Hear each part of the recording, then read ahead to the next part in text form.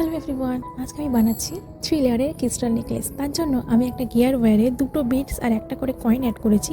এরকমভাবে আমি একটা লেয়ার বানিয়ে নিয়েছি, আর বাকি 2টো লেয়ার বানিয়েছি আমি শুধুমাত্র বিডস দিয়ে।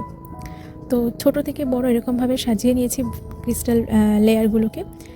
এর জন্য কোনো নিয়ম নেই, যেরকম ইচ্ছা সাজাতে পারো, কিন্তু লাস্ট লেয়ারটা একটু বড়, তারপর একটু একটু করে ছোট থাকবে, এরকমভাবে সাজিয়ে নিতে হবে।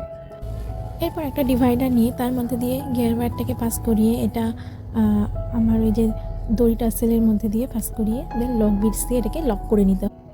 লক করে নেওয়ার পর আমি এক্সট্রা ওয়্যারটাকে কয়েকটা বিটসের মধ্যে দিয়ে পাস করিয়ে নিয়েছি, আর তারপর যে ওয়্যারটা ছিল এক্সট্রা সেটা করে কাট করে নিয়েছি।